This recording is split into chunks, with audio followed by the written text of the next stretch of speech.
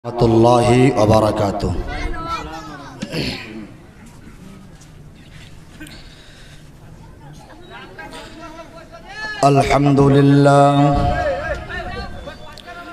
Alhamdulillah nahmaduhu wa nasta'inuhu wa nastaghfiruhu wa na'udzu billahi min shururi anfusina wa min sayyiati a'malina. من يهد الله فلا مضل له ومن يضلله فلا هادي له وأشهد أن لا إله إلا الله وحده لا شريك له وأشهد أن محمدًا عبده ورسوله أما بعد فإن خير الحديث كتاب الله وخير الهدي هدي محمد صلى الله عليه وسلم وشر الأمور محدثاتها وكل محدثة بدعة وكل بدعة ضلالة وكل ضلالة في النار. أعوذ بالله من الشيطان الرجيم. بسم الله الرحمن الرحيم. ومن آياته أن خلق لكم من أنفسكم أزواجا لتسكنوا عليها وجعل بينكم مودة ورحمة. وقال الله تبارك وتعالى وقضى ربك ألا تعبدوا إلا إياه وبالوالدين إحسانا. وقال الله تبارك وتعالى وقرن في بيوتكن ولا تبرجن تبرج الجاهلية الأولى.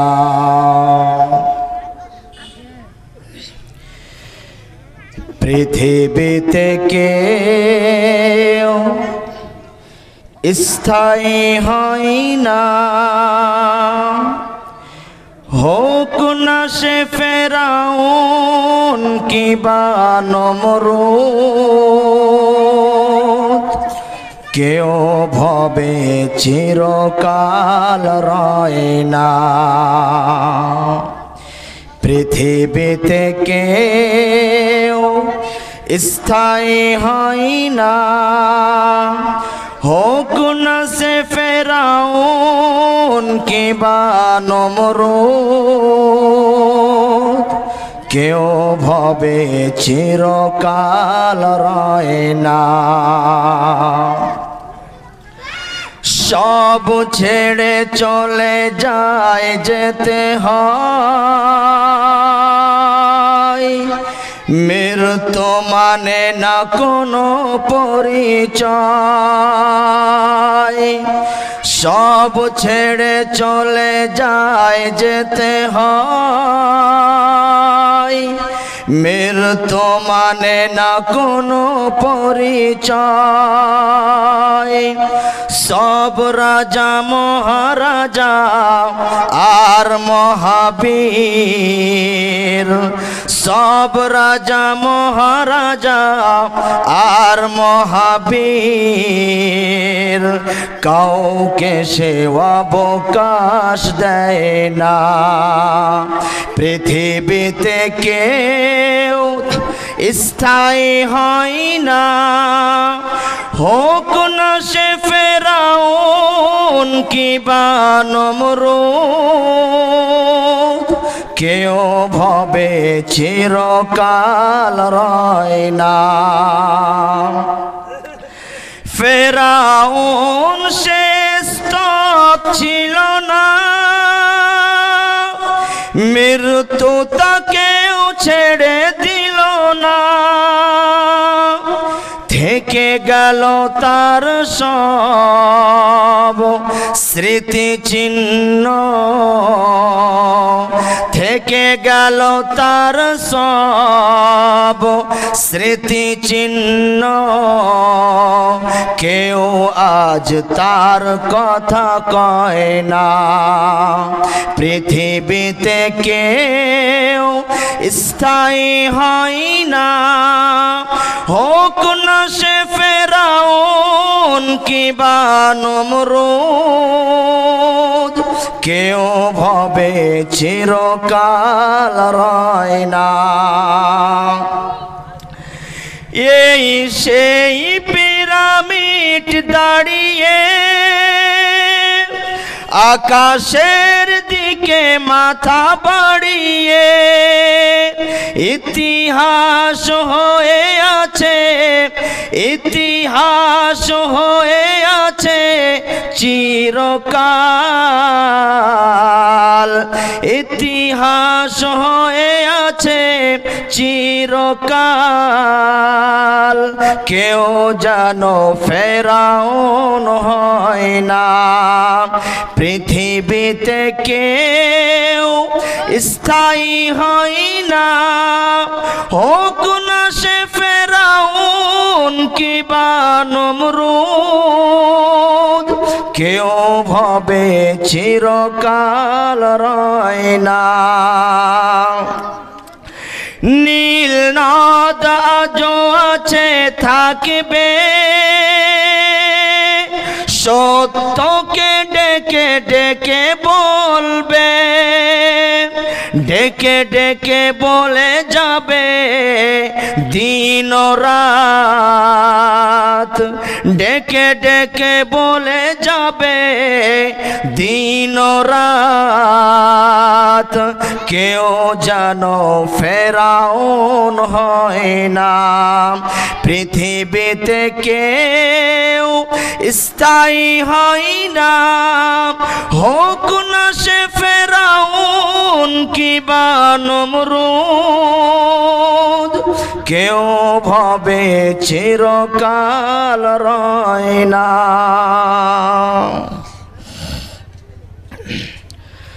শ্রদ্ধেয় সম্মানিত আজকের সভার সভাপতি মহোদয়,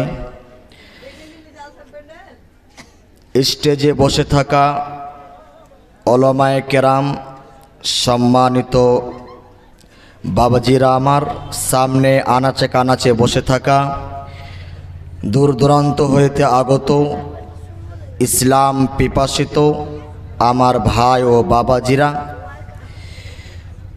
পর্দার আড়াল হতে শ্রবণকারী পর্দা নাসিনা মা ও বোনেরা, আমি যে বিষয়ের ওপরে আজকে আপনাদের সামনে কথা বলবো সে বিষয়টির নাম হচ্ছে ইসলামে নারীর মর্যাদা। এই বিষয়ের দিকে যাবার পূর্বে দুইটি কথা বলবো। এক,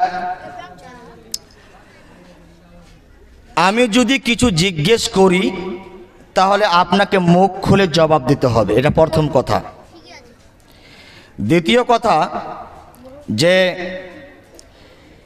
যা কিছু এখানে আমরা শুনবো বলবো, আমরা যেন তাকে আমলে পরিণত করি, যেন আমরা তার মতোই জীবনযাপন করি।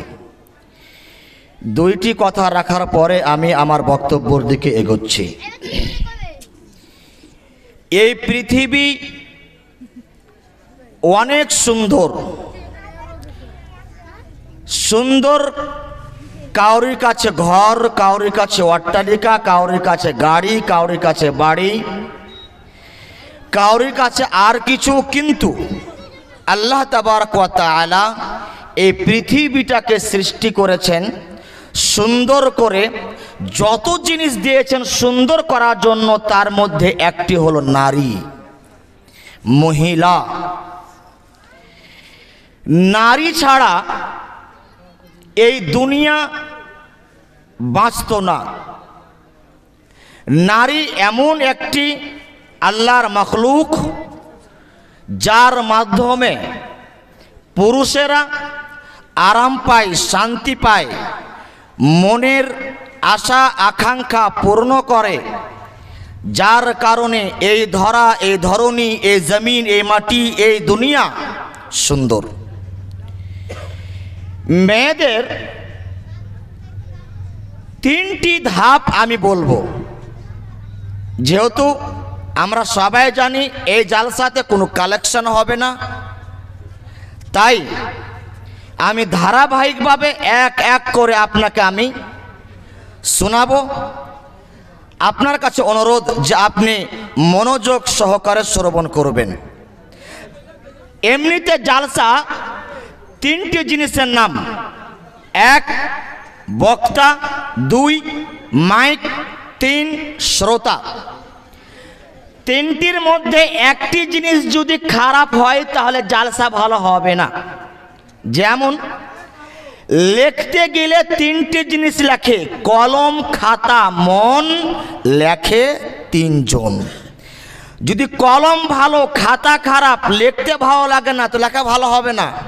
লেখার মন আছে, কলম খারাপ, খাতা ভালো, তাও লেখা ভালো হবে না। তিনটি জিনিস ঠিক লাগবে। ঠিক সেই মতো বক্তা ঠিক হতে হবে যেমন, মাইক ঠিক হতে হবে যেমন, শ্রোতাও ঠিক হতে হবে তেমনই। আমি আপনাদের এলাকায় প্রথম এসেছি। আমি এতদূর আমি ধারণা করতে পারছি আপনারা শিক্ষিত মানুষ, যার কারণে আপনারা চুপচাপ বসে আছেন, আর আমার মা খালারাও চুপচাপ বসে আছে। আমাদের বাঙালির হালাত খুবই খারাপ।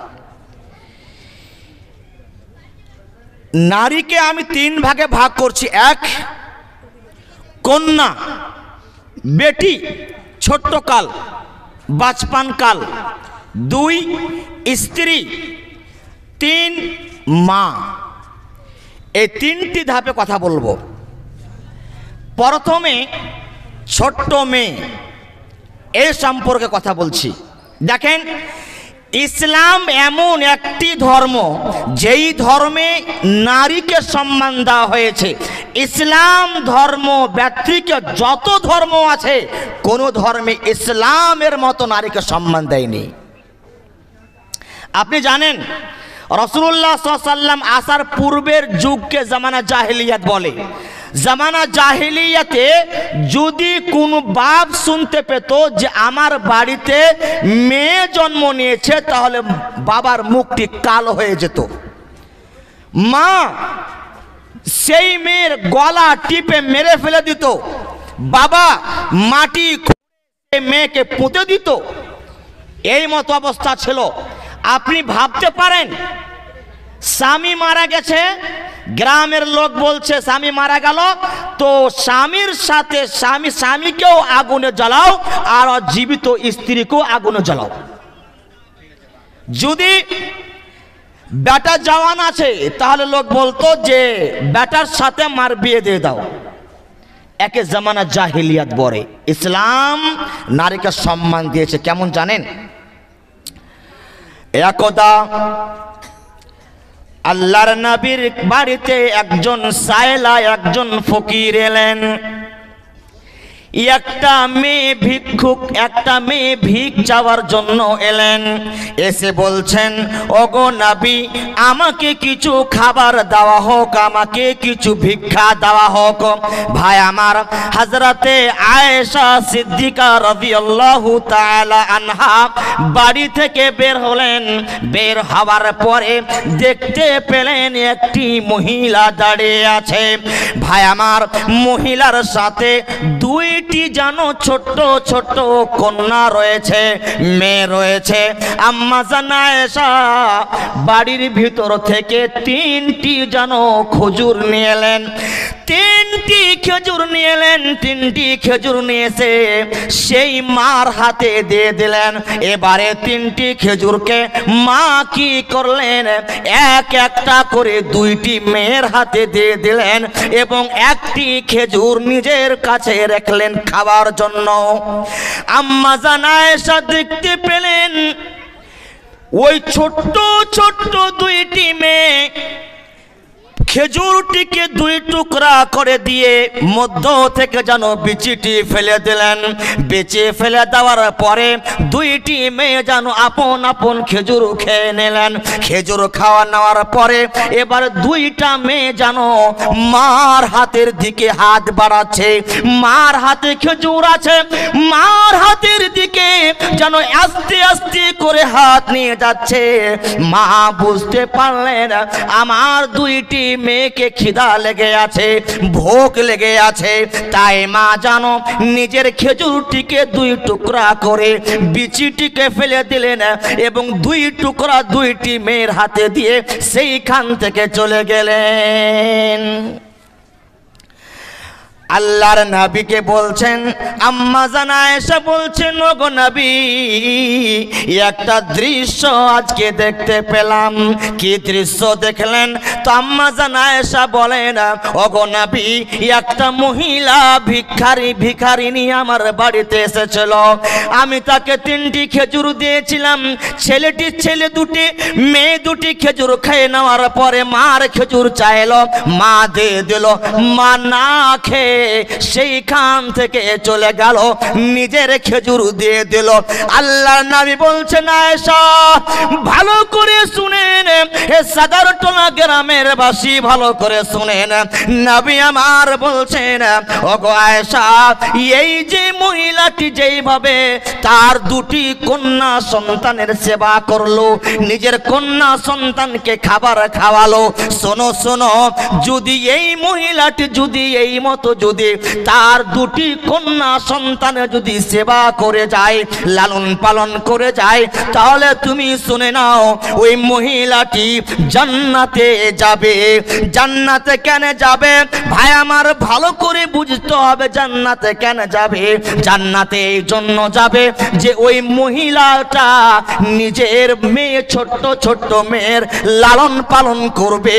এই জন্য মাকে জান্নাতের সুসংবাদ দিলেন।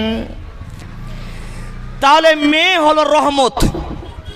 মেয়ে আমাদের জন্য রহমত, জহমত নয়। মেয়ে যদি আমাদের কাছে চলে আসে তাহলে অনেক এখনো অনেক লোক বলে, এবার তোর যদি বেটি হলো তাহলে তোকে তালাক দিয়ে দেবো, বলে না ভাই? এখনো এমন লোক আছে। বারে বারে বেটি হতে গেলে স্ত্রীর কথা বলেই বলে, তার মা টেনে বলে। ভাই, মেয়ে কন্যা সন্তান রহমত। দেখেন এইখানে কন্যা সন্তানের জন্য আল্লাহর নবী জান্নাতের সুসংবাদ দিলেন। ভাই আমার, আল্লাহর নবী বলছেন, শোনো, যদি কোনো মানুষের যদি তিনটা মেয়ে থাকে, লালন পালন করে মানুষ করে সাবালিকা করে বেঁধে দিল, তাহলে পারে শোনো, আল্লাহর নবী বলছেন ওই মা বাবা জান্নাতে যাবে। নবীকে জিজ্ঞেস করা হলো, ওগো আল্লাহর নবী, যদি তিনটি না হয়, কাউরি যদি দুইটি থাকে তো কি হবে? তখন আল্লাহর নবী বললেন, দুটি মেয়ে থাকলেও যেন জান্নাতে যাবে। বন্ধু আমার, একটার প্রশ্ন করা হয়নি, যদি একটা দশটার প্রশ্ন করতো তাহলে আল্লাহর নবী বলতেন একটা মেয়ে থাকলেও তাকে জান্নাতে দেওয়া হবে। বন্ধু আমার, যারা মেয়ের বাবা আছে, শোনেন, আপনাদের জন্য কত বড় কথা আল্লাহর নবী বলে গেছেন। নবী আমার বলছেন, ওরে দুনিয়ার মানুষ শোনো, খবরদার খবরদার, তোমরা মেয়ের বাবাকে তোমরা গালি দিবে না। এই জন্য যে আমি হলাম মেয়ের বাবা, খবরদার তোমরা মেয়ের বাবাকে গালি দিবে না। বন্ধুরে আমার, মেয়ে ছোট্ট ছোট্ট মেয়ে, ইয়ার সেবা করলে মা বাবাকে জান্নাতের সুসংবাদ দেওয়া হয়েছে। যদি মেয়ে হয় আমাদের সমাজে, তাহলে মা খুব কষ্ট কাটে, খুব কষ্ট কাটে।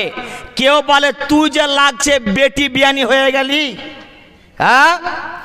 কেউ বলে আরে জানিস ওই অমুক পাড়ার ছোঁড়াটার স্ত্রী গোট সোয়াবি বেটি বিয়ানি। কত কত কথা ভাই আমার। মা হয়েই সহ্য করে নাই, বাবা হলো পারতো না। মার দয়া, মার ময়া আপনি এখন বুঝতে পারবেন না, যখন দুনিয়া ছেড়ে চলে যাবেন তখন মার ময়া বুঝতে পারবেন। মার ময়া আপনি বুঝতে পারেন মা কি জিনিস। তো মা এই ছোট্ট মেয়ে, ছোট্ট কন্যা একে লালন পালন করার জন্য মুহাম্মদ সাল্লাল্লাহু আলাইহি ওয়াসাল্লাম জান্নাতের সুসংবাদ দিয়েছেন। এবারে আমি এখানেই আমি ছোট্ট মেয়ে কন্যার কথা আমি ছেড়ে আমি স্ত্রীর কথা আসছি। মেয়েটি আস্তে আস্তে আস্তে আস্তে আস্তে আস্তে আস্তে আস্তে বড় হয়েছে, এবারে বিয়ে দিবে। তো বিয়ে কেমন ছেলে লাগবে, কেমন ছেলে লাগবে? গ্রামের মোড়ল সাহেব বলছে, শোনো, তুমি গ্রামের সম্মানীয় মানুষ, এমন একটা বৌমা আনতে হবে, এমন একটা বৌমা আনতে হবে যেন দেখতে খুব সুন্দর হয়, দেখতে খুব ফুটফুটে সুন্দর হয়। বন্ধু আমার, আবার কেউ যেন বলে যদি 4 চাক্কা না দেয় তাহলে বিয়ে করতে হবে না। আবার কেউ বলে যদি খানদান ভালো না হয় তো বিয়ে করতে হবে না। ভাই আমার, ভালো করে শুনেন, আল্লাহর নবী বলছেন, ওরে দুনিয়ার মানুষ শোনো, পৃথিবীর মানুষেরা যখন বিয়ে করতে যায় তখন তারা 4টি জিনিস দেখে। 1 নম্বর তারা দেখে মেয়ের সৌন্দর্য দেখে, মেয়ে সুন্দর কিনা, মেয়ে সুন্দর দেখে। 2 নম্বরে তার মাল দেখে, যে মেয়েটার বাবা কত মালদার রয়েছে, জমি জায়গা আছে কিনা, চাকরি আছে কিনা, অট্টালিকা আছে কিনা, মাল দেখে। তারপরে 3য় নম্বরে তার খানদানের দিকেও দেখে। আল্লাহর নবী বলছেন 4র্থ নম্বরে নবী বলছেন তারপরে কিছু দিনদারিও দেখে। নবী আমার বলছেন, ও দুনিয়ার মানুষেরা তোমরা শোনো, যখন তুমি বৌমা দেখতে যাবে, যখন তুমি স্ত্রী দেখতে যাবে, যদি সুন্দর নাই হয়, যদি মালদার নাই হয়, খানদান যদি ভালো নাই হয়, কিন্তু যদি সেই দিনদারি ইমানদারি হয়, নামাজি হয়, মুত্তাকি হয়, পরহেজগারিনী হয়, আল্লাহর নবী বলছেন তাহলে এই মেয়েটিকে তুমি বিবাহ করবে। আর যদি তুমি এই মেয়েকে তুমি বিবাহ যদি না করো, দিনদার মেয়েকে ছেড়ে তুমি এমন মেয়েকে বিয়ে করলে, সুন্দরও আছে, মালও আছে, খানদানও ভালো আছে, কিন্তু দিনদারি নাই, নবী বলছেন তুমি হালাক হয়ে যাও। তাহলে বউ দেখতে গেলে কি দেখবেন? দিনদারি। আচ্ছা, একটা লোক কি বলতে পারবেন জামাই দেখতে গেলে কি দেখতে হয়? কে বলতে পারবেন জামাই দেখতে গেলে কি দেখতে হয়? বৌমা দেখতে গেলে তো খুব চোখ ফেলিয়ে দেখেন পরের স্ত্রীকে। গ্রামের মডলের আল্লাহ প্রথম পিটবে, গ্রামের বুড়া গালাকে আল্লাহ প্রথম পিটবে। এরা গোটায় গ্রামের বউকে ওরা আগে দেখছে, দেখে না ভাই? চল হে বউ দেখতে যাবো। কার কে বিয়ে করবে কি করবে না তা কোনো ঠিক নাই। গ্রামে 10 জন নিয়ে যে বউ দেখছে, বাবাও কেমন, বেটিকে আগে বসে দেখ, তোরা সবাই মিলে তোরা দেখেলে। এরা কাকে পিটবে না, যে বিয়ে করবে সেই দেখবে। জি আচ্ছা, এটা তো হলো বউ দেখা। যদি জামাই দেখতে হয়, জামাই দেখতে হয়, তো কি দেখতে হয় কেউ জানে না। শোনেন, নবী আমার বলছেন, যদি কোনো পুরুষ, কোনো যদি ছেলে, বেটা ছেলে যদি তোমাকে পেগাম দেয় যে তোমার মেয়ের সাথে আমি বিবাহ করতে চাই, নবী আমার বলছে শোনো, যেই ছেলেটি বলবে আমি বিবাহ করব, তার মধ্যে দুইটা তুমি গুণ দেখবে। ভালো করে শুনেন, যার যার মেয়ে আছে ভালো করে শুনেন, এই নবী আমার বলছেন দুইটা গুণ দেখবে, দুইটা গুণ দেখবে। এক নাম্বার দেখবে যে লোকটির আখলাক চরিত্র ভালো আছে কিনা। চরিত্র দেখবেন, আখলাক দেখবেন। আপনি ভালো করে জানেন পৃথিবীর বুকে মাল দেখে বিয়ে দেওয়া হয়। দেখছে আমার জামার 4 চাকা রয়েছে, আমার জামায় চাকরি রয়েছে, আমার জামার অট্টালিকা রয়েছে, বেটির বিয়ে দিয়ে দেওয়া হলো।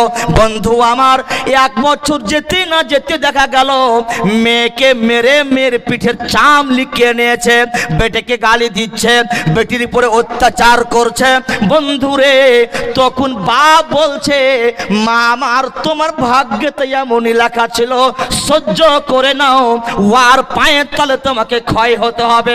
না না না, নবীর কথা তুমি আগে শুনোনি। নবী বলেছেন যখন তুমি তোমার কলিজার টুকরা মেয়েটিকে যখন তুমি বিবাহ দিবে কোনো ছেলের সাথে, তুমি প্রথম দেখবে ছেলেটার আখলাক চরিত্র কেমন আছে। গুটখা খোর নাকি, বিড়ি খোর নাকি, জর্দা খোর নাকি, তারপরে মামা নানা কি কি সব খানা আছে ওই সব খাচ্ছে নাকি, সারা পান করছে নাকি, দারু মদ খাচ্ছে নাকি, এই সমস্ত জিনিস তুমি ভালো করে তুমি দেখে নিবে। তারপরে দ্বিতীয় নম্বরে নবী আমার বলছেন, দ্বিতীয় নাম্বার তুমি দেখবে যে ওই ছেলেটির মধ্যে দ্বীনদারি আছে কিনা, ছেলেটি নামাজ পড়ে কিনা, ছেলেটা ইসলাম কতটুকু জানে, কোরআন পড়তে জানে কিনা, ছেলেটির মধ্যে দ্বীনদারি কতটুকু আছে। এই দুইটা জিনিস দেখবে, আখলাক দেখবে এবং দ্বীনদারি দেখবে। এই দুইটা জিনিস দেখে তুমি বিবাহ দিবে। আপনি দেখছেন না, কার হিম্মত নেই বলা যায় আমি দেখছি। জামাই দেখতে গেলে আগে দেখছে জামাইয়ের বাপের জমি কয় বিঘা আছে। এখন তো আরো উল্টা নিয়ম, কার বেটিকে বিয়ে করলি, হ্যাঁ তো ওই আশফাকের বেটিকে। আবার আশফাক যে গরিব, কেনে বিয়ে করতে গেলি তুই কয় কাড়া জমি পাবি, তুই ওর জমিকে বিয়ে করবি না ওর বেটিকে বিয়ে করবি? হ্যাঁ ভাই, আপনি মাল নয় আখলাক দেখেন, চরিত্র দেখেন, হ্যাঁ দিনদারি দেখেন না, দেখেন না। আচ্ছা, আমি জানি এহসাস আছে যে দুই সাইডে মা বোনেরা আছে, একটু হাদের মধ্যে থেকে বলছি, পাট লাগান, পাট বিহার তো পাট তো লাগান, আপনারা ভালো জানেন। আমারও জন্ম বিহারে, বাবলাবুনা আমার বাড়ি, আমার জন্ম বাবলাবুনাতে। 2 বছরে আমি চলে গেছি আমরা ওই দলকোলা সূর্যাপুর কানকির পাশে। হ্যাঁ জানি এদিকে লোক পাট খুব লাগায়, পাটের ভুঁই একটাও ঠিক থাকে না। হ্যাঁ, পার্কে যাওয়া যায় না, পার্কে চোখ ফেলা যায় না, পার্ক কোথাটির মানি আজকে নগ্ন। হ্যাঁ, বড় মোবাইল মানি নগ্ন। ভাই কেন এরকম হচ্ছে ভালো করে শুনেন। নবী আমার বলছেন দুনিয়ার মানুষেরা শুনো, দুইটি জিনিস তুমি দেখবে, আখলাক দেখবে এবং দিনদারি দেখবে। যদি তুমি এই দুইটি জিনিসকে ছেড়ে অন্য অন্য জিনিস তুমি যদি দেখতে শুরু করে দাও, নবী আমার বলছে শোনো, তাহলে তুমি দেখবে দুনিয়াতে জেনাম হয়ে গেছে, জেনাম হয়ে গেছে, যেখানে সেখানে জেনা দেখতে পাওয়া যাবে। বন্ধু আমার, আজকে 2024 মরে গেছে, আজকে কবর দিয়ে দেওয়া হয়েছে, আর কয়েক ঘন্টা পরই 2025 চলে আসবে। ঠিক বলছি না? 2025 চলে আসবে। কত কত লোক যেন শরাবের বোতল হাতে করে বসে আছে। ডিজে লাগিয়ে আছে, যখনই 12টার কাঁটা টম করে বাজবে, এদেরও জানে ডিজের আওয়াজ ধম করে বেজে উঠবে, এদের যেন মদের বোতল খুলবে, এরা যেন নাচে মস্ত হয়ে যাবে, নাচে মগ্ন হয়ে যাবে। বন্ধু আমার, যেইখানে যাবেন, পাড়াতে, মহল্লাতে, চকে চকে, আজ রাত যেন কত মেয়ে ধর্ষিতা হবে, কত মেয়ের ইজ্জত যাবে। ইয়ারা ইজ্জত যাবে না, এরা ইজ্জত দিয়ে দিচ্ছে নিজের মনে, ভালোবাসার নামে ইজ্জত দিচ্ছে। তারপরে এরা ফার্স্ট ডে এবং জানুয়ারি 1ম তারিখের নামে ইজ্জত দিচ্ছে। নবী আমার বলছে, শোনো, যদি তুমি 2টা জিনিস না দেখবে, তোমার মেয়ে জেনাতে মস্ত হয়ে যাবে। তোমার বাড়িতে জেনা হবে, তোমার গলিতে জেনা হবে, তোমার মহল্লাতে জেনা হবে, তোমার সমাজে জেনা হবে, তোমার মুআশরাতে জেনা হবে, জেনা যেন আম হয়ে যাবে। বন্ধু আমার, যতজন আমরা আছি, কেউ জানে জামাইয়ের আমরা আখলাক দেখি না, চরিত্র দেখি না, আমরা জানো তার দিনদারি দেখি না। আমি ভালোভাবে জানি এমনও জামাই আছে, জামাই দেখতে গেছে, হ্যাঁ, বেটিকে মাদ্রাসায় পড়িয়ে আলিমা বানিয়েছে, মৌলবি বানিয়েছে, জামাই দেখতে গেছে। তুমি কি করো বাজি? আমি একটা ছোট্ট দোকান দিই, বাজি তুমি ঘুরে যাও, বিয়ে দিব না। বিয়ে কার সঙ্গে দিবে? ওই যে ওদিকে সদরতলাতে একটা বাড়ি আছে, জানো, 4 মঞ্জিলা বাড়ি আছে, ওর একটা ছেলে আছে, ওই ছেলেটা বিয়ে করতে চেয়েছে, হ্যাঁ, বিয়ে করতে চেয়েছে। দামাত জামাই দেখতে যাওয়ার পরে বলতেছে, বাবা তুমি বলো দেখি কয়টা? তখন বলছে, শুনেছি একটা। বাবা তুমি সূরা ফাতিহা পড়তে পারো? বলছে, আমি সূরা ফাতিহা জানি না। বলছে, বাবা তুমি নামাজ পড়ো? বলছে, মধ্যে পড়ি। সূরা ফাতিহাই জানে না, মানে নামাজ জানে না।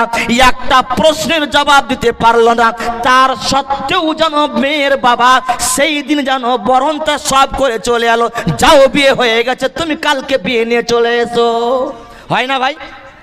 হ্যাঁ, মেয়েকে শিক্ষিত করেছে, কিন্তু জামাই কিছুই বলতে পারেনি, আল্লাহ কয়টা জানে না, সূরা ফাতিহা জানে না, কিন্তু বিয়ে দিয়ে দিল। কেন বলেন দেখি? টাকা আছে, মাল আছে, এই জন্য তোমার বেটি আজকে বেশ্যা খাওয়ার মতো চারিদিকে জানা করে বেড়াচ্ছে। চারিদিকে জানা আম হয়েছে। ভাই, এদেরকে যদি পর্দার কথা বলা যায়, তাহলে ওরা বলে যে মৌলবি খালি ফতোয়াবাজি করছে। সত্যের পক্ষে গান গাই বলে আমি বিদ্রোহী, সত্যের পথে ডাকি বলে আমি বিপ্লবী, কোরআনের কথা বলি তাই বলে আমাকে মৌলবাদী, জিহাদের কথা বলি তাই বলে আমাকে জঙ্গিবাদী। আমি বিদ্রোহী বিপ্লবী মৌলবাদী, কেন জঙ্গিবাদী? বিদ্রোহী বিপ্লবী মৌলবাদী, কেন জঙ্গিবাদী? জন্মের পরে কানে আজান কি দেয়নি, তুমি মৌলবাদী ছাড়া হওনি। আবার মরণের পরে জানাজা পড়াবে। অনেক লোক আছে যে মৌলবীকেও দেখতে পারে না। হ্যাঁ, একটু যদি মৌলবী কিছু কথা বলে, ছাড় তো, তুই কি জানিস মৌলবী মানুষ, ও মৌলবীকে দেখতে পারবে না। আছেন জীবিত তো দেখতে পারেন না, মরার পরে পালিয়ে যাবেন নাকি? আবার মরণের পরে জানাজা পড়াবে, তখন কোথায় পালিয়ে যাবি? আমি বিদ্রোহী বিপ্লবী মৌলবাদী, কেন জঙ্গিবাদী? বেহায়া নারীর ওই কেমন কথা, বোরখা মানে তাদের মাথা ব্যথা। আবার পর্দার কথা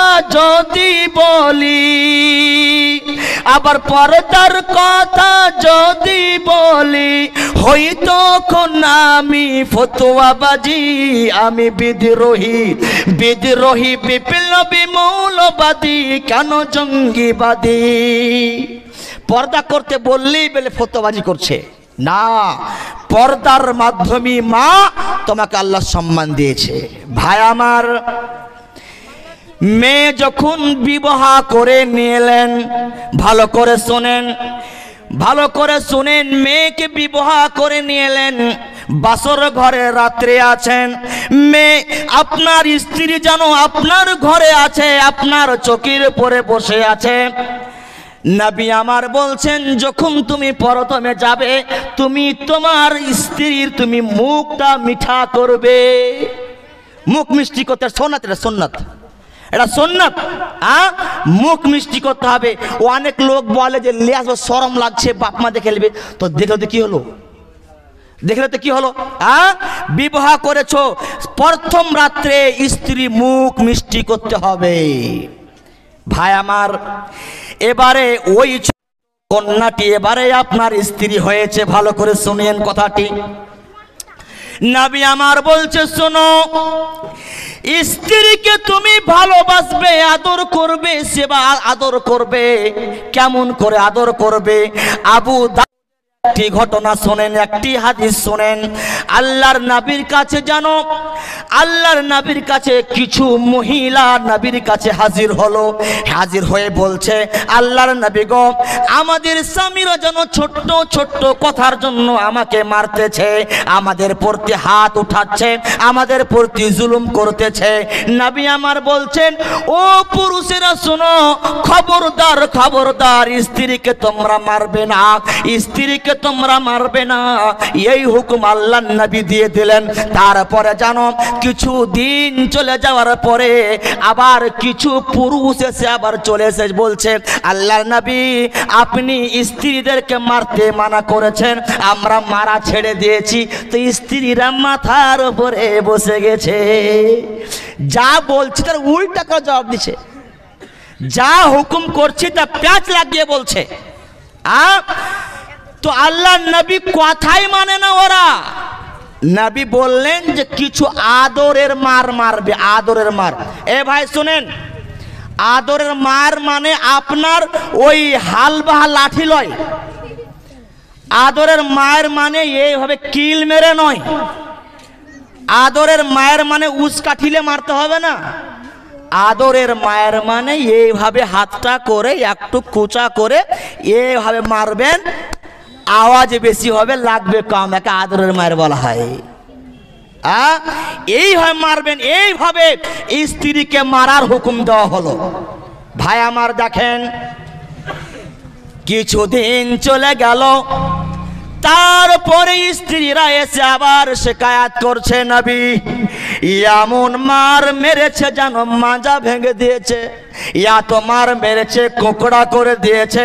আল্লাহর নবী গো খুব মার মেরেছে। নবী আমার বললেন, ও পুরুষেরা শোনো শোনো শোনো, যারা স্ত্রীর ওপরে হাত উঠায় ওই লোকেরা ভালো নয়। বন্ধুরে আমার, কত সম্মান দেওয়া হলো। হে পুরুষ, তুমি যদি চাও তুমি সম্মানী ব্যক্তি, তুমি যদি চাও তুমি ভালো মানুষ, তাহলে পারে তোমাকে যেই কাজটি করতে হবে, স্ত্রীর উপরে তোমাকে হাত উঠাতে হবে না, স্ত্রীকে মারতে হবে না। আল্লাহর নবী বলছে শোনো, খবরদার, স্ত্রীকে আদরে মায়ের মারতে গেল চেহারা মুখে মারবে না, স্ত্রীকে স্ত্রীকে মুখে মারবে না, মুখে মারা হারাম করে দেওয়া হয়েছে। এই পুরুষেরা ভালো করে শুনুন, তোমার স্ত্রীর মুখে তুমি মারবে না। ভাই আমার, স্ত্রীকে ভালোবাসতে হবে। কত ভালোবাসতে হবে? এবারে ভালোবাসা শুনেন। নবী আমার, আল্লাহর নবীর যতগুলো স্ত্রী ছিলেন, 9টা বা 11টা স্ত্রী ছিলেন। আল্লাহর নবী প্রত্যেকটা স্ত্রীর সাথে এমন ভাবে আচরণ করতেন, এমন ভাবে কথা বলতেন, এমন ভাবে ব্যবহার করতেন, এমন ভাবে চলাফেরা করতেন যে প্রত্যেকটা স্ত্রী বলতো আমাকে বেশি ভালোবাসে, ও বলতো না আমাকে বেশি ভালোবাসে, আর একজন বলতো না আমাকে বেশি ভালোবাসে। বন্ধুরে আমার, আল্লাহর নবী সব স্ত্রীকে ভালোবাসতেন, এত ভালোবাসতেন আম্মা জান আয়েশা সিদ্দিকা রাদিয়াল্লাহু তাআলা আনহার সাথে আল্লাহর নবী খানা খেতে বসেছেন। খানা খাওয়ার পরে একটা গোশতের টুকরা আছে, আল্লাহর নবী গোশতের টুকরাটিকে উঠালেন, এক কামড় দিয়ে আবার রেখে দিলেন। আম্মা জান আয়েশা ওই গোশতের টুকরাটিকে উঠিয়ে দেখছেন, আমার নবী আমার স্বামী এই গোশতের টুকরার কোন জায়গাতে মুখ লাগিয়ে খেয়েছেন। আম্মা জান আয়েশা ঠোঁটটি সেই জায়গায় লাগিয়ে ওই গোশতটা আবার খেলেন, আবার খেয়ে রেখে দিলেন।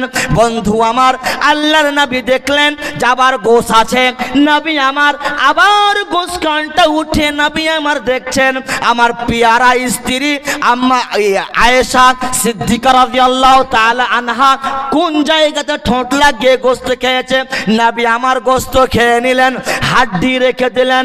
আম্মা জান আয়েশা ওই হাড্ডিটিকে উঠিয়ে আবার যেন চুষছেন, এই জন্য যে এই হাড্ডিটিতে যেন আমার নবীর যেন মুখ লেগেছে, আমার স্বামীর মুখ লেগেছে।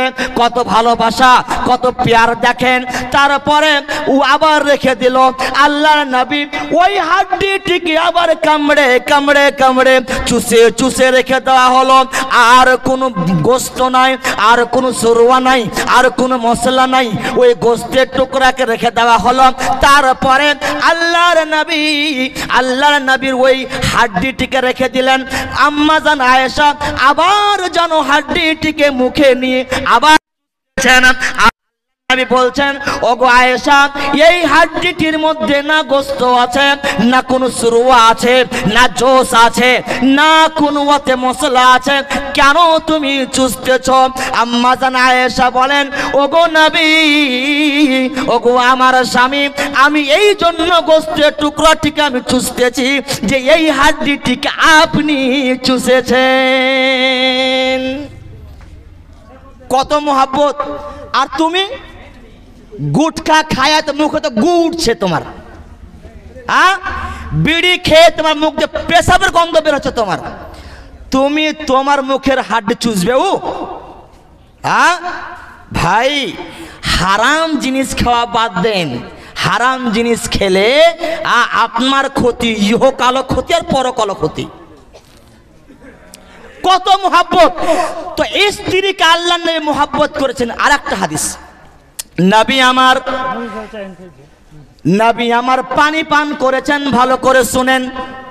মা আমার, বোন আমার, আপনিও ভালো করে শুনেন, এই হাদিসগুলো পড়তে আমল করবেন। নবী আমার গিলাসে পানি পান করছেন, নবী আমার পানি পান করলেন। আম্মা জান আয়েশা যেন দেখতেছেন যে আল্লাহর নবী গিলাসের কোন জায়গাতে হোঁট লাগালেন। নবী আমার পানি খেয়ে রেখেছেন, আম্মা জান আয়েশা আবার যেন গিলাসটিকে নিয়ে ঠিক সেই জায়গায় ঠোঁট লাগিয়ে পানি পান করছেন, যেই জায়গাতে আল্লাহর নবী ঠোঁট লাগিয়ে পানি পান করেছেন। এত মোহাব্বত, এত মোহাব্বত। আচ্ছা ভাই, মোহাব্বত খালি কি মরার তাক না মরার পরও তাক? স্বামী স্ত্রী মোহাব্বত মরার পরেও তাক। ভালো করে শুনিয়েন। আল্লাহর নবী কে তার কোন স্ত্রী জিজ্ঞেস করছেন, আল্লাহর নবী আপনি যে মারা যাবেন, তো আপনার যে 9টা বা 11টা স্ত্রী আছে, তো কোনটা স্ত্রী প্রথমে মারা যাবে যে আপনার সাথে সাক্ষাৎ করতে পারবে? মোহাব্বত দেখেন, মোহাব্বত। যে আল্লাহর নবী আম্মা জান আয়েশা বলছেন যে আমি সাক্ষাৎ করব, হতে পারে আমার নাম নবী বলবেন যে আয়েশা আমার পরে তুমি আগে মরবে। তো কোন স্ত্রী জিজ্ঞেস করলেন? হাদিস বর্ণনাকারিনী হযরতে আয়েশা কোন বিবি নবীজিকে করিলেন জিজ্ঞাসা, ওগো নবী তবু সাথে দেখা হবে কার?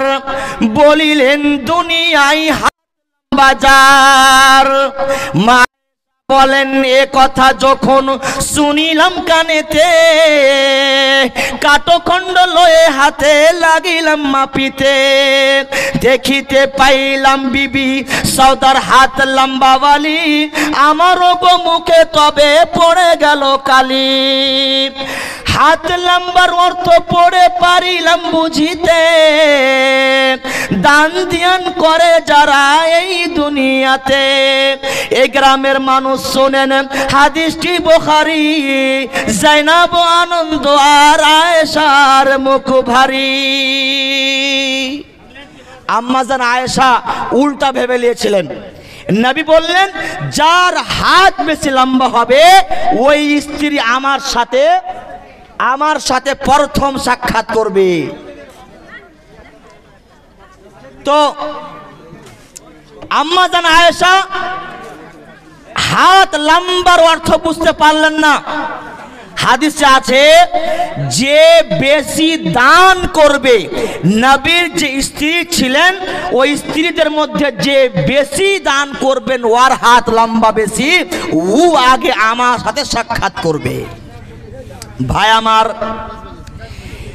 আমার ভালো করে শোনেন। আমি তিনটা বলেছিলাম, একটা হলো ছোট্ট কন্যা, একটা হলো স্ত্রী। টাইম শর্ট আছে, আরো খাতিব রয়েছে, দুইটা তিনটা খাতিব রয়েছে আরো। আমি শর্টে বলছি। তৃতীয় নাম্বারটাতে আমি আসছি মা। তৃতীয় নাম্বারে মা বিবাহ দিয়ে দিলেন, বাচ্চা হয়ে গেল, সেই মেয়েটি আবার মা হয়ে গেল।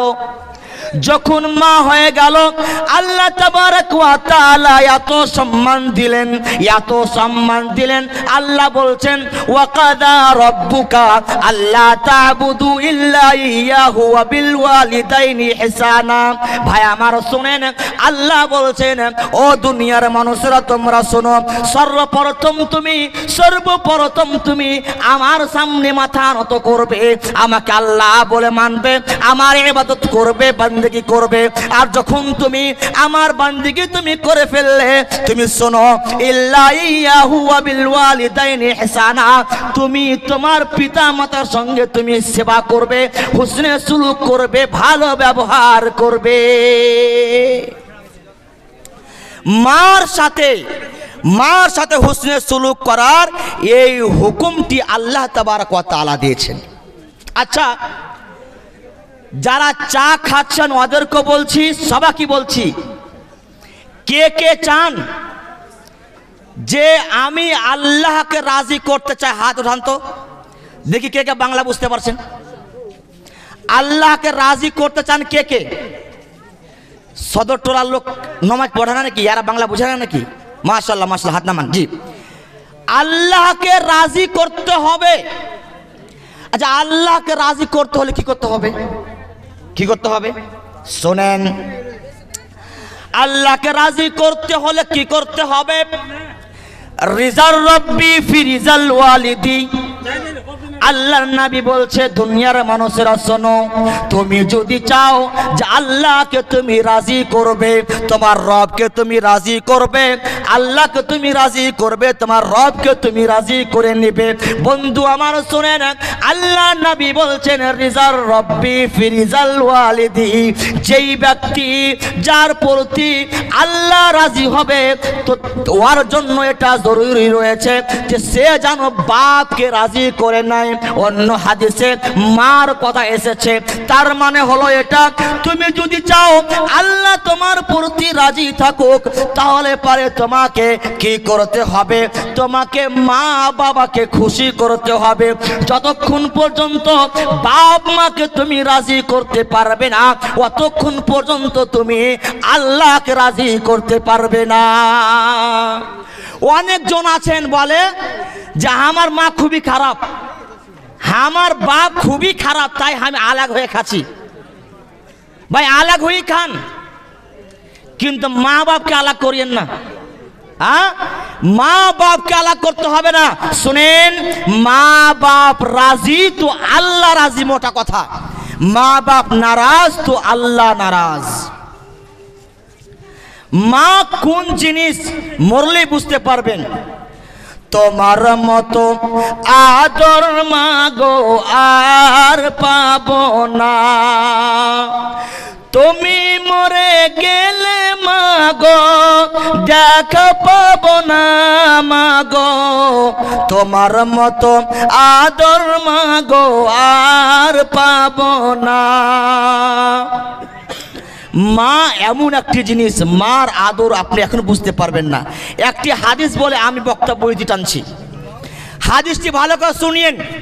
যারা নামাজ পড়ছেন, নামাজ যারা রোজা রাখছেন ওরা শুনেন।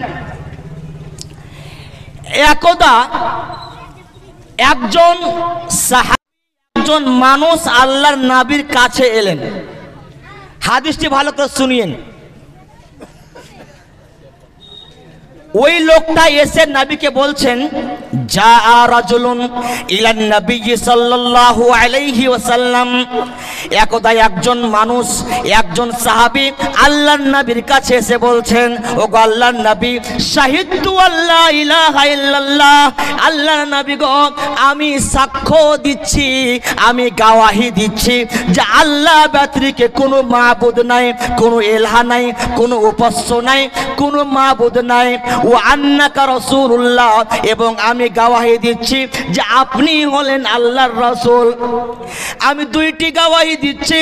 তারপরে লোকটি বলছেন, আল্লাহর নবী গো আমি 5 ওয়াক্তের নামাজ কন্টিনিউ আদা করছি। ওয়াসাল্লাইতুল মাকতুবা, আমি 5 ওয়াক্তের নামাজ পড়ছি। তারপরে লোকটি বলছেন, ওয়াদাইতু যাকাতা মালি, আমি আমার মাল থেকে যাকাত দিই। ওয়াশাহরু রমাজানা, এবং আমি রমজান মাসের আমি রোজা রাখি। ওয়াসুমতু শাহর রমাজানা, আমি রমজান মাসের রোজা রাখি। বন্ধু আমার, লোকটি বলছেন, ওগো আল্লাহর নবী, আল্লাহকে আল্লাহ বলে মানি, আপনাকে নবী মানি, নামাজ পড়ি, রোজা রাখি, যাকাত দিই, 5টি আমল আমি করি।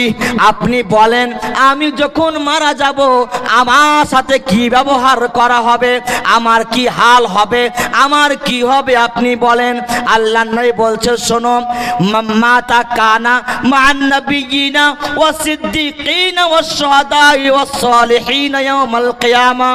আল্লাহর নবী বলছে, শোনো, যখন তুমি মারা যাবে, যখন তুমি দুনিয়া ছেড়ে দিবে, তুমি যদি নামাজ পড়ে থাকো, রোজা রেখে থাকো, যাকাত দিয়ে থাকো, হজ করে থাকো, তো শোনো, তোমাকে যখন কিয়ামতের দিন যখন তোমাকে উঠানো হবে, তোমাকে মুত্তাকিদের সঙ্গে উঠানো হবে, শহীদের সঙ্গে উঠানো হবে, নবীদের সঙ্গে উঠানো হবে। কেমন করে উঠানো হবে বন্ধু আমার ভালো করে শুনেন। আল্লাহর নবী ওয়া নাসাবা ইসবাইহি, 2টা আঙ্গুলকে এক জায়গায় করে বললেন, যেমন এই 2টা আঙ্গুল পার্শ্বাপার্শ্বী আছে, কাছাকাছি আছে, করিব করিব আছে। তা আল্লাহর নবী বলছেন, তুমি এই মতো উঠবে যদি তুমি নামাজ পড়ে থাকো, রোজা রেখে থাকো, তাহলে কেমন? এটা যদি তুমি হও এটা নবী হবে, এটা যদি তুমি হও এটা মুত্তাকিন হবে, শুহাদা হবে, শহীদ হবে। এই মতো পার্শ্ব পার্শ্ব বলি তোমাকে উঠানো হবে। কত সম্মান! নামাজ পড়েছেন, রোজা রেখেছেন, যাকাত দিয়েছেন, আপনাকে এই মতো আপনাকে উঠাবে। আচ্ছা আগে শুনেন নবী কি বলছেন, মালাম ইয়াউক্কা ওয়ালিদাই। নবী আমার বলছে, শোনো, তুমি নামাজ পড়েছো, রোজা রেখেছো, যাকাত দিয়েছো, কিন্তু তুমি মা বাবার সঙ্গে তুমি ভালো ব্যবহার তুমি করনি। নবী আমার বলছে, শোনো, মা বাবার সঙ্গে তুমি ভালো ব্যবহার করনি, তাহলে তোমাকে নবীদের সঙ্গে তোমাকে উঠানো হবে না, তোমাকে নবীদের সঙ্গে উঠানো হবে না, শহীদের সঙ্গে উঠানো হবে না। এই সব আমলগুলি বরবাদ হয়ে যাবে যদি তুমি মা বাবার সঙ্গে ভালো ব্যবহার না করে থাকো। তো ভালো করতে হবে ভাই আমার। নবী আমার বলেছেন, যার মা বাবা 2টি আছে এবং 2টির মধ্যে মা আছে বাপ নাই, অথবা বাপ আছে মা নাই, আপনি ছেলে ভালোভাবে তার সাথে সৎ ব্যবহার করলেন, হুসনে সুলুক করলেন, তাহলে নবী বলছেন বাবানি মাফতুহানি মিনাল জান্নাহ। নবী আমার বলছেন তাহলে ওই ছেলেটি এমন ভাবে সকাল করে তার জন্য জান্নাতের 2টি দরওয়াজা খুলে দেওয়া হয়। দুইটি দরজা খুলে দেওয়া হয়। তাহলে ইসলামে মাকে সম্মান দিয়েছেন, মা এমন সম্মান দিলেন যে আল্লাহ বললেন শোনো তার সাথে তুমি জোরসে কথা বলবে না, মা বসে আছে তুমি জোরসে পায়ে হেঁটে তুমি যাবে না, চোখ দেখিয়ে কথা বলা দূরের কথা। খবরদার পিতামাতার সঙ্গে তুমি খারাপ ব্যবহার করবে না, সৎ ব্যবহার করবে। তো ইসলামে মেয়ে যখন তখনও সম্মান দিয়েছে, মেয়ে যখন স্ত্রী হলো তখনও সম্মান দিয়েছে, মেয়ে স্ত্রী যখন মা হলো ইসলাম তখনও সম্মান দিয়েছে। তো প্রকৃত রূপে ইসলামী নারীর মর্যাদা রয়েছে। মা আমার, আমি 1 মিনিট একটি কথা বলছি, 2-1 মিনিটে। এই ইসলাম যে নারীকে সম্মান দিয়েছে, আর নারী আজ সম্মান হারা হয়েছে এই জন্য যারা ইসলামের কানুন মানে না, ইসলামের বিধান না, ইসলামের যে কালচার রয়েছে কালচারকে তারা ফলো করে না, তারা পশ্চিমী কালচার ফলো করে। ভাই আমার, আমি আপনাকে বলছি যদি আপনি বাবা হয়ে থাকেন তাহলে পরে শুনেন, আপনাকে কিয়ামতের কোর্টে আল্লাহ জিজ্ঞেস করবে তোমার মেয়ে কি কাপড় পরিধান করেছে, কেমন হয়ে চলেছে। আপনাকে আপনি দায়িত্বশীল বানা হয়েছে, দায়িত্ব সম্পর্কে আপনাকে প্রশ্ন করা হবে, আপনাকে খবর নিতে হবে। এই মেয়ে এই মোবাইল তুমি কোথায় পেলে, এই ড্রেস তুমি কোথায় পেলে, আপনাকে খবর নিতে হবে। এই জন্য আপনি বাপ, আপনি খবর নেবেন।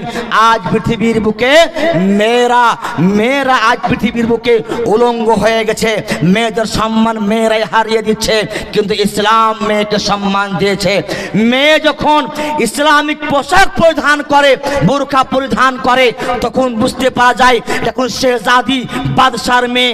আর যখন ওই মেয়েটাই যখন ড্রেস খুলে দেয়, তারপর পশ্চিমী দেশে ড্রেস পরিধান করে নেয়, তখন মনে হয় যেটা কোনো হিন্দুর মেয়ে, কোনো এমন ঘরের মেয়ে যে ঘরে পর্দা নাই, যে ঘরে ইসলাম নাই, তেমন মনে হয়। তো আপনাকে আমি বলছি যে আপনি ভালোভাবে শুনে নেন, আপনার মেয়ের সম্পর্কে আল্লাহ আপনাকে প্রশ্ন করবে।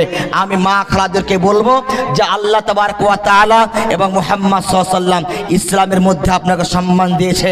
আপনি কোরআন হাদিস পড়বেন, কোরআন হাদিস শিখবেন, কোরআন হাদিস জানবেন এবং কোরআন হাদিসের মতোই জীবন যাপন করার চেষ্টা করবেন।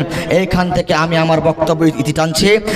আসসালামু আলাইকুম ওয়া রাহমাতুল্লাহি ওয়া বারাকাতুহু।